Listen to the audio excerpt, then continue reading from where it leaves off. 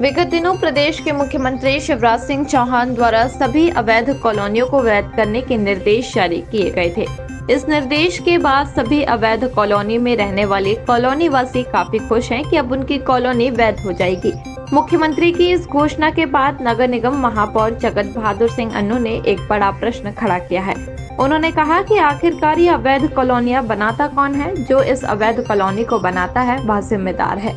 इसके साथ साथ नगर निगम के वे सभी अधिकारी जो इस मामले में शामिल हैं वह भी जिम्मेदार हैं।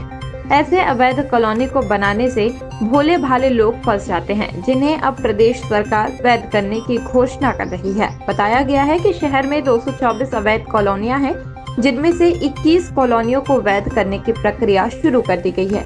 महापौर का आगे कहना है कि मुख्यमंत्री द्वारा जो घोषणा की गई है उसके लिए इन कॉलोनियों से विकास शुल्क नहीं लिया जाएगा। वहीं प्रदेश सरकार द्वारा कॉलोनियों को वैध करने के लिए आदेशित किया गया है कि विकास शुल्क लेकर ही कॉलोनियों को वैध किया जाएगा।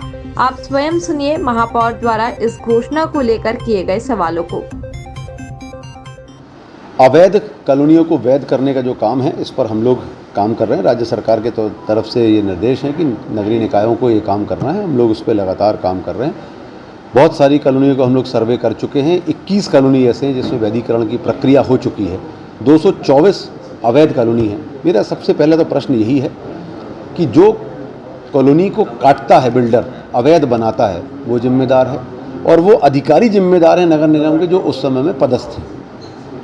इन दोनों की जिम्मेदारी में वो हमारी भोली भाली जनता जो नहीं जानती है प्रक्रिया कि वैध क्या होता, अवैध क्या होता, वो वहाँ पे जाके फंस जाती है और उसको किसी प्रकार की सुविधा शासकीय नहीं मिलती, ना ही परमानेंट बिजली कनेक्शन मिलता है, टीसी से काम करना पड़ता, ना सड़क मिल पाती, ना नाली मिलती है, ना पानी का कनेक्शन मिलता, और भी अन्य बहुत सारी परेशानियों का सामना करना पड़ता, फाइनेंस भी नहीं मिल पाता उनको बैंक से।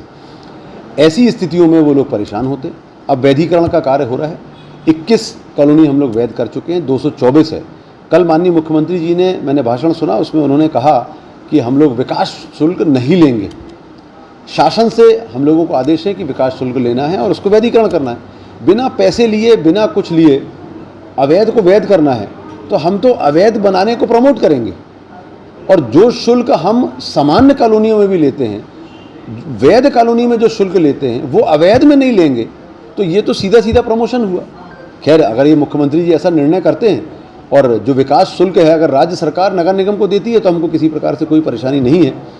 लेकिन राज्य सरकार हमको वो पैसा नहीं देगी। सारे पैसे की कटौतियां करवा देंगे, आप हर प्रकार की छूट कर देंगे।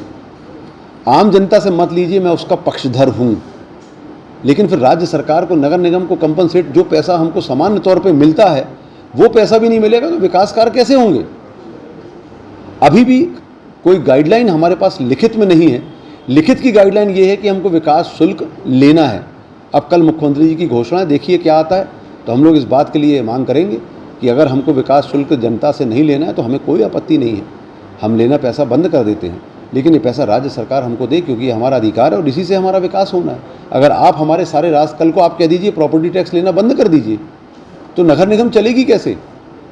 हमको नगर निगम, सड़क, नाली, हमको 1000-1500 करोड़ रुपए का काम इस जबलपुर शहर में करना है और आप कहेंगे किसी बात का पैसा मत लीजिए, सब फ्री कर दीजिए, बिल्डर की गलती को आप माफ़ कर दीजिए, जो अधिकारी उस समय थे उनको माफ़ कर दीजिए, तो ये ठीक बात नहीं है। इस पर सरकार को बड़े कठोर निर्णय लेने होंगे। नगरीय निकाय का जो अधिकार है वो अधिकार उनको मिलना चाहिए। आम आदमी जो परेशान है उनका वैधीकरण होना चाहिए, उनको परमानेंट कनेक्शन मिलना चाहिए, सड़क, नाली, पानी, सारी सुविधाएं उनको मिलना चाहिए। बिल्डर और अधिकारियों पर निश्चित तौर पर कार्रवाई होना चाहिए। निश्चित तौर पर इससे नगर निगम पे एक बहुत बड़ा भार पड़ेगा और मुझे लगता है कि चुनावी बातें हैं ये धरातल पे नहीं आएंगी, ये वैधीकरण भी नहीं हो पाएगा। ये चुनावी बातें हैं। चुनाव तक उन्होंने इस बात की घोषणा कर दी और सबको विकास शुल्क उसके बाद लगेगा, क्योंकि बिना विकास शुल्क लिए नक्शा हम लोग कैसे पास करेंगे? बिना कंपाउंडिंग करे हम लोग नक्शा कैसे पास करेंगे?